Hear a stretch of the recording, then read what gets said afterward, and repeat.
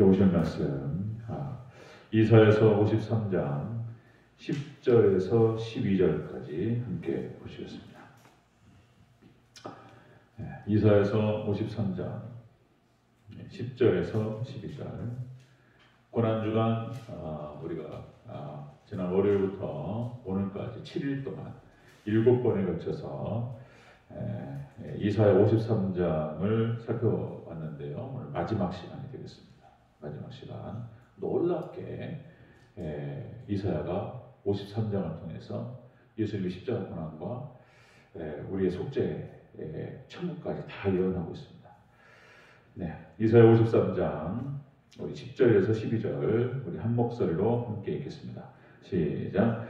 여호와께서 그의 상함을 받게 하시기를 원하사 질고를 당하게 하셨은즉 그의 영혼을 속건 제물로 드리기에 이르면 그가 씨를 보게 되며 그의 날은 길 것이요 또 그의 손으로 여호와께서 기뻐하시는 뜻을 성취하리로다. 그가 자기의 영혼에 수고한 것을 보고 만족하게 여길 것이다. 나의 의로운 종이 자기 지식으로 많은 사람을 의롭게 하며 또 그의 죄악을 친히 담당하리로다.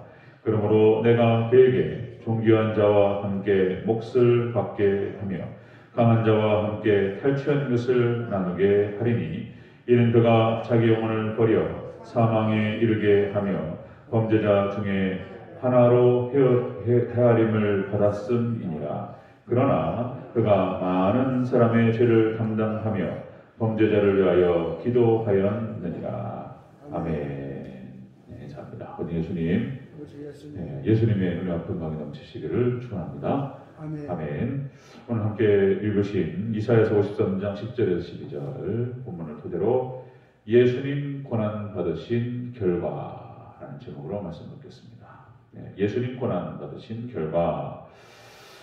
우리가 그만 말씀드렸던 것처럼 이사야 53장 예수님께서 이 땅에 오시기 전 700년 전에 하나님께서 이사야를 통해서 예언을 하셨습니다. 마치 그 장면을 보고 예수님께서 십자가 고난을 당하신 그 장면을 보고 묘사한 것 같은 그런 느낌을 받을 정도로 기가 막히게 자세하게 내용을 기록하였습니다. 자, 예수님께서 십자가 고난 받으신 그 모습은 멸시를 받으셨고 그리고 버림을 당하셨고 고통을 당하셨다. 이렇게 고난을 당하신 이유는 우리의 죄책 때문이었고 우리의 고통과 우리의 슬픔을 대신 지시기 위함이었다는 것입니다. 그렇게 하시기 위해서 예수님께서는 찔리셨고 그리고 채찍에 맞으셨고 온몸이 상하셨다 그랬습니다. 그래서 예수님께서 우리를 대신해서 지옥 고통을 당하셨다는 것입니다. 지옥 고통. 자, 예수님께서 이렇게 고난당하신 이후의 모습도 기록되죠. 이후에 예수님께서는 그렇게 고난 가운데에서 죽으셨습니다. 예수님께서 이렇게 죽으셨고 그리고 무덤에 묻히셨고 그리고 오늘 부활절로 우리가 기념하면서 지키는데요.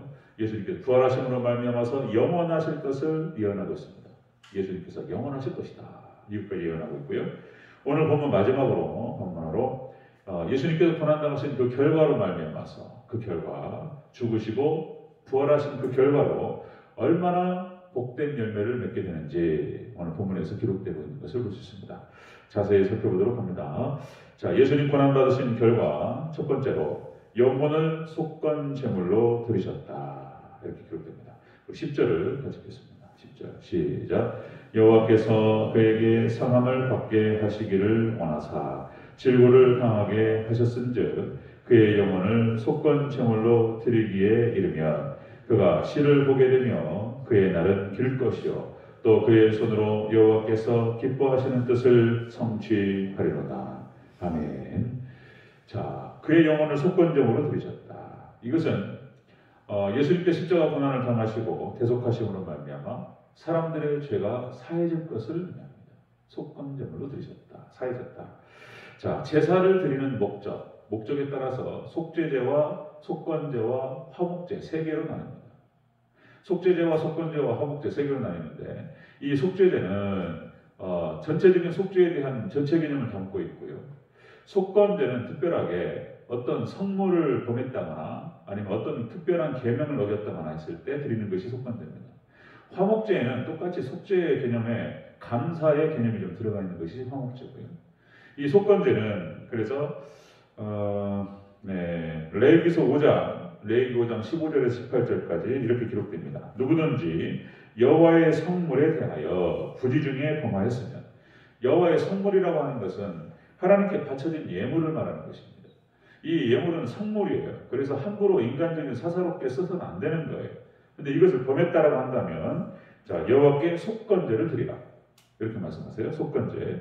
만약 누구든지 또 여호와의 계명 중 하나를 부지 중에 범하여도 허물이라 벌을 당할 것이다. 그러니까 자, 양떼 중 흠없는 수컷을 속건제물로 제사장에게 가져갈 것이요.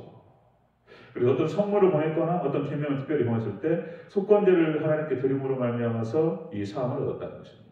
이 부지 중에 지은 모든 죄들부터 해가지고 전체적으로 예수님께서 속건 제물로 드리심으로 말미암아서 우리의 모든 죄를 다 사하시고 완전 속죄를 이루셨다는 것입니다.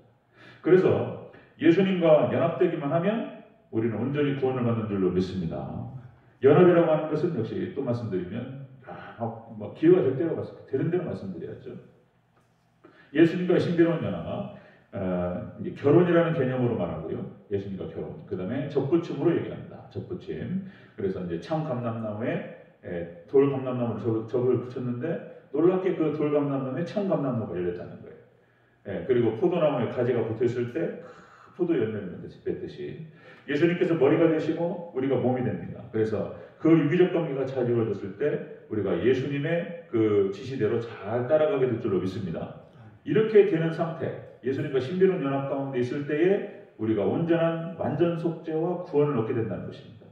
자, 이렇게 해서 예수님께서 십자가 고난을 당하시고 그 결과로 말미암아서 우리가 완전 속죄를 얻게 됩니다. 놀라운 얘기입니다. 여러분들 예수님 온전한 믿음으로 완전히 모든 죄를 속함 받으시기를 주의 이름으로 축원합니다. 완전 속죄를 얻게 된다. 자, 연결되는 개념이 그런 것입니다. 두 번째, 예수님 고난 받으신 결과 두 번째로 많은 사람이 의롭게 된다. 의롭게 된다. 11절을 같이 읽겠습니다. 11절 시작. 그가 자기 영혼에 수고한 것을 보고 만족하게 여길 것이라. 나의 의로운 종이 자기 지식으로 많은 사람을 의롭게 하며 또 그들의 죄악을 친히 담당하리로다. 아멘. 예수님께서 십자가로 못 박혀 죽으심으로 말미암아서 우리 믿음의 백성들을 의롭게 한다는 거예요. 의롭게 만든다. 여기서 의롭게 하며라고 하는 말이 차다크, 이제 헬라 히브리어로 차다크라는 표현으로 옳다, 그 다음에 의로움을 입증하다, 그 다음에 의롭다라고 선포하다 이런 뜻입니다. 의롭다라고 선포하다. 그러니까 이제 칭의를 말하는 것인데요.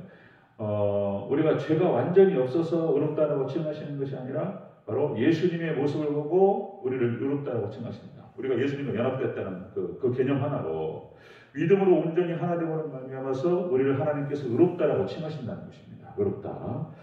자, 로마서 3장 24절 그리스도 예수 안에 있는 성령으로 말미암아 하나님의 은혜로 값없이 의롭다 하심을 얻은 자 되었느니라. 하나님의 은혜로 말미암아서 값없이 의롭다 하심을 얻었다. 자, 그래서 예수님 오시기 전 700년 전에 이사야가 이 예언을 하는 거예요. 지금 구원론 전체를 갖다가 53장 전체 다 집어넣어버렸어요. 그냥. 놀랍습니다. 그래서 우리가 예수 그리스도로 예수님의 성령으로 말미암아서 우리의 죄가 완전 속죄가 되고 그리고 의롭다라고 하나님께 선포해 버리시는 거예요. 자, 이것이 무엇을 의미하냐면 이 신학적으로는 그런 표현을 씁니다. 신학적으로 already not yet. 이제 already 이미 구원을 얻었다는 거예요. 예수 그리스도를 영접하는 순간. 그 다음에 이미 not yet이라고 하는 것은 아직이라는 뜻인데 이미와 아직 사이에 긴장관계에 있다. 이제 신학적으로 이런 표현을 쓰는데요. 이미 구원을 얻었는데 그 구원은 아직 완성되지 않았다. 그래서 이 사이에서 긴장관계 안에 있는 거예요. 우리가 지금. 그리고 우리가 결국은 그 구원이 완성될 줄로 믿습니다. 그 구원을 하나님께서 또 완성하실 줄로 믿습니다. 완성을 향해서 나가는 것입니다. 이미 구원을 얻었다는 거예요. 이미. 예수도 연합병으로 말하면 이미 구원을 얻었고 완성을 향해서 나아가고 있다. 자, 예수님께서 고난 받으신 결과로 그렇게 해서 우리가 죄를 속함 받았고 그리고 의롭다 하심을 얻었다라고 하는 것입니다. 그 다음에 세 번째로, 자, 예수님 고난 받으신 결과 세 번째, 존귀한 자와 함께 몫을 받는다는 거예요. 이게 뭔 말이냐? 몫을 받는다. 우리 12절 같이 읽겠습니다. 시작. 그러므로 내가 그에게 존귀한 자와 함께 몫을 받게 하며 강한 자와 함께 탈취한 것을 나누게 하리니 이는 그가 자기 영혼을 버려 사망에 이르게 하며 범죄자 중 하나로 헤아림을 받았음이니라. 그러나 그가 많은 사람의 죄를 감당하며 범죄자를 위하여 기도하였느니라. 아멘. 자, 존귀한 자와 함께 몫을 받는다. 이 뜻은 여러분들 예수님과 함께 천국 기업을 받는다는 뜻입니다. 존귀한 자와 함께 몫을 받는다. 예수님과 함께 천국 기업을 받는다. 그런 뜻이죠. 자, 로마서 5장 2절. 그러므로 우리가 믿음으로 의롭다 하심을 받았으니 또한 그로 말미암아 우리가 믿음으로 서 있는 이 은혜에 들어감을 얻었으며 하나님의 영광을 바라고 또한 즐거워하느니라. 믿음으로 의롭게 된 성도들은 이렇게 앞으로 얻게 될 천국을 바라보면서 즐거워한다는 거예요. 즐거워한다. 천국 영광을 바라보면서 즐거워 기뻐한다는 것입니다. 여러분들 잘 이해를 하셔야 돼요. 제가 이미와 아직 사이에 긴장관계라는 표현을 썼는데 참된 예수님과 연합관계에 들어가 있는 사람은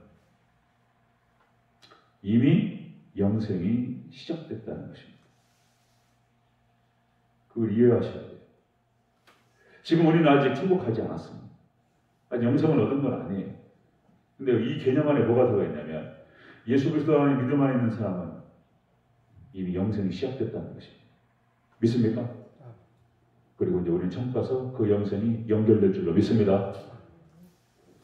이거 놀라운 얘기예요. 이게. 그래서 찬송가 1찬양 있죠? 영생을 누리며 주 안을 살리라 오늘도 내일도 주 함께 살리라. 아멘. 네. 그러니까 영생을 누리며 산다는 거예요. 이 찬양이 그냥 나오는 게 아니에요. 찬양 가사가 우리가 찬송가 이렇게 그냥 만들어진 게 아니에요. 이 신학적 개념들이요, 성경신학과 조직신학적 개념들이 성경 찬송가에 녹아져 있어요. 놀랍습니다. 그냥 선전된 게 아니에요. 여러분 꼭 기억하시기 바랍니다. 참된 믿음 안에 있는 백성들은 이미 영생이 시작됐습니다. 아멘. 그리고 영생으로 완전히 들어가게 될 것입니다. 믿음으로 여러분들 영생을 누리시기를 주의 이름으로 축원합니다. 예수님 고난 받으신 그 결과로 우리가 예수님의 대속, 속죄로 말미암아서 죄를 속하게 되고 그리고 의롭게 되고 천국 기업을 얻게 된다는 것입니다. 그렇게 된다는 거예요. 그래서 여러분들 오직 예수 그리스도를 믿는 믿음 안에서 천국을 소망하시고 그리고 하나님 사랑과 이웃 사랑의 그런 자세로 하나님께 순종하며 살아가는 저와 여러분 되시기를 주의 이름으로 축원합니다. 아멘. 기도하겠습니다.